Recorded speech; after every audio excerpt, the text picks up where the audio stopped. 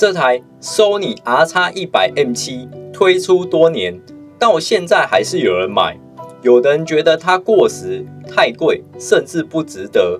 今天我不谈论规格，直接带它上街实测，看看它到底是被高估，还是真的有被留下来的理由。这台相机放到2026，其实已经不算新机，甚至很多人会觉得它过时。但手机越来越强，新相机也一直出，我反而想重新看一次它的定位。它不是规格最新的相机，而是那种你真的会带出门用的相机。很多器材不是输在画质，而是输在太麻烦，不想带。而这台的关键就是小，而且是可以真正放入口袋，再加上24到200的焦段，让它不只是随身，而是有完整拍摄能力。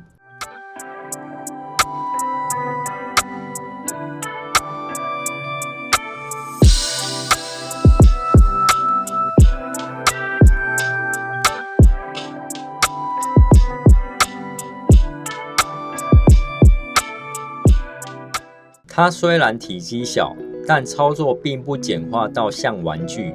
镜头环、快速开机、翻转萤幕都让街拍反应很直接，看到画面举起就能拍，节奏很流畅。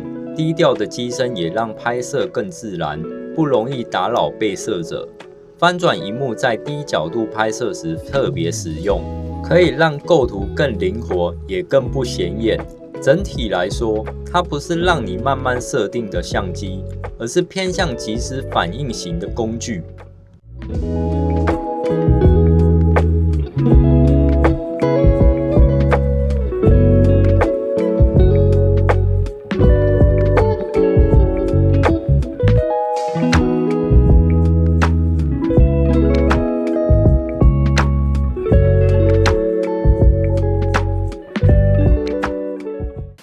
全身来一个，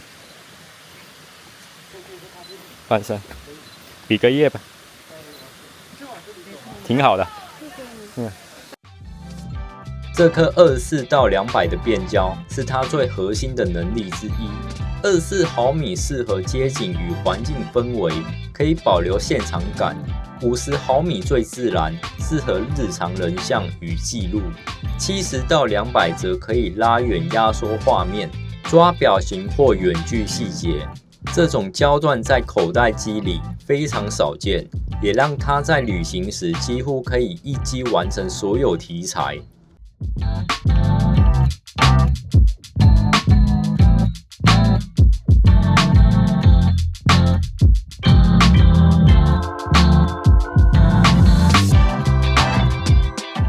1寸感光元件当然不能和全篇幅相比。但如果回到能不能拍好照片这个问题，我觉得是足够的。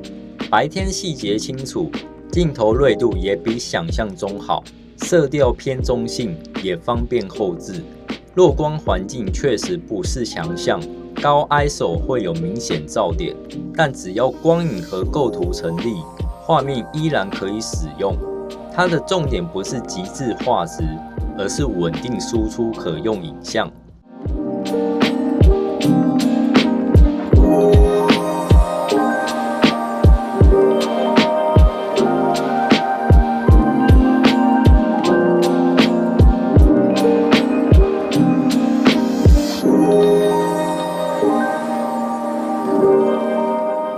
真正让 RX100M7 到现在还有竞争力的是对焦系统，不论是走动人物、车流或宠物，它的追焦成功率比一般口袋机高很多，尤其是眼控对焦，在这个体积里非常少见。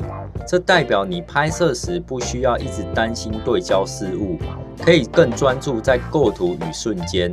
长焦端也能稳定追焦，让200毫米不只是存在，而是真的能用。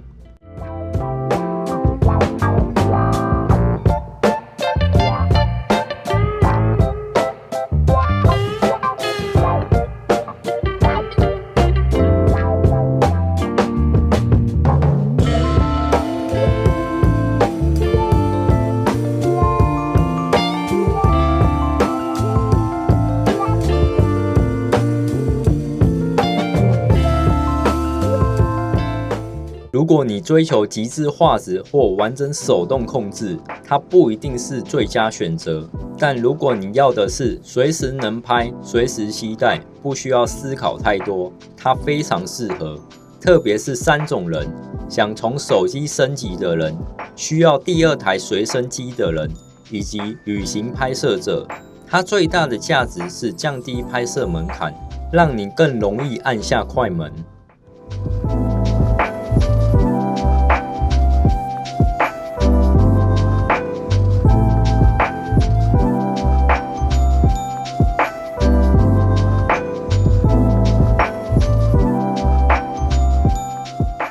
我不觉得 RX100MC 和 GR 和 X100 是竞争关系，而是不同方向。GR 和 X100 强在焦段与风格一致性， RX100MC 则是强在焦段变化与一机多用。如果你想要旅行只带1台相机，它的弹性会更高。但如果你追求固定焦段的创作风格，那另外2者会更有魅力。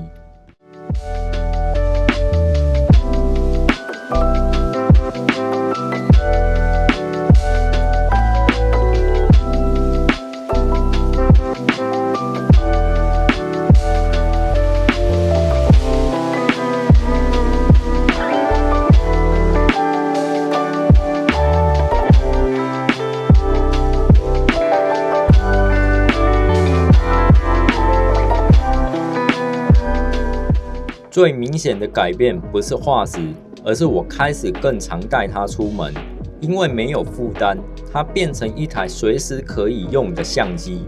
结果就是拍摄量自然增加，也更容易捕捉到日常瞬间。很多画面如果换成大相机，那天我可能根本不会拍。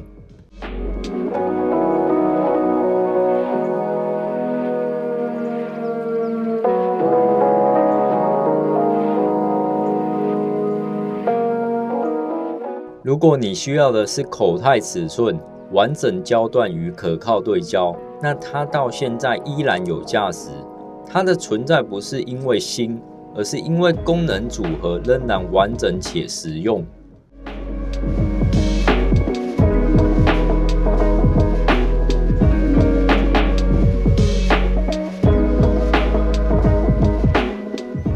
它也不是没有缺点，电池续航偏普通，需要备电池，镜头开关有机械动作，低光表现有限，变焦容易让你依赖拉远而不是移动，稳定性也不是运动相机等级。但这些限制并没有让它变差，反而更清楚它的定位。它不是极致规格机，而是一台刚刚好的随身相机，刚刚好的大小、焦段与速度，让你愿意一直带着它出门。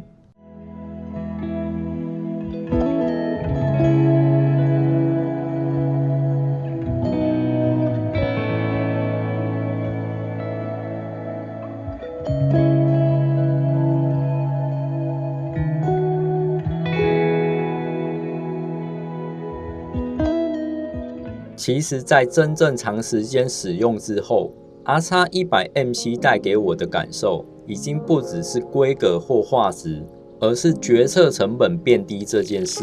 以前出门拍摄，我常常会在要不要带大相机之间犹豫，带了怕太重，不想背；不带又怕错过画面。但这台的出现几乎直接消掉这个选择问题，因为它小到你不需要思考，丢进口袋就可以出门，像是去买杯咖啡、通勤，或只是随便走走。以前这些场合我几乎不会带相机，但现在反而变成有带也不会有负担。这种改变其实很关键，因为它影响的不是单一照片，而是整体拍摄频率。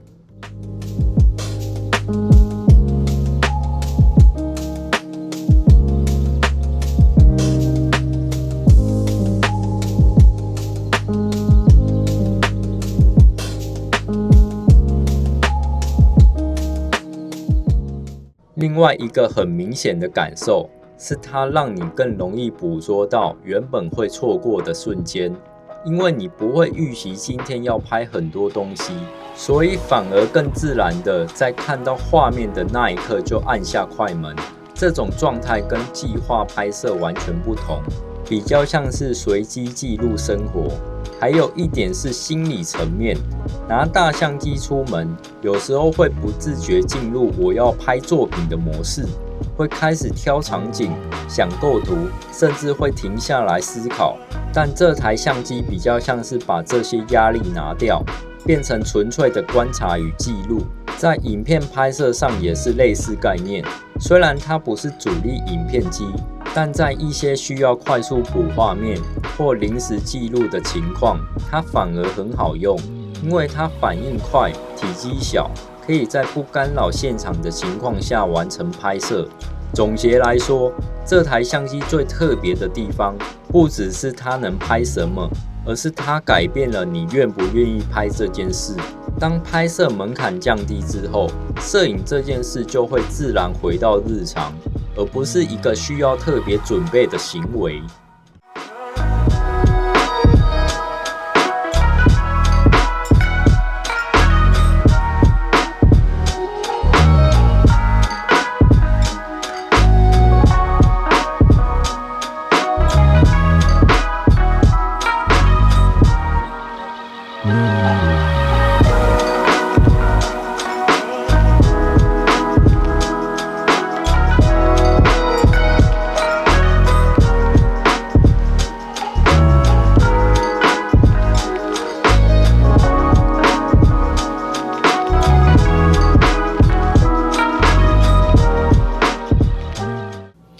拍完这次，我比较能理解 RX100M7 到现在还是有人坚持在用。那它不一定适合所有人，那它的价值不是用规格表能够说明的。那如果你正在考虑这台，希望这支影片能够帮助到你。那我们下次见，拜拜。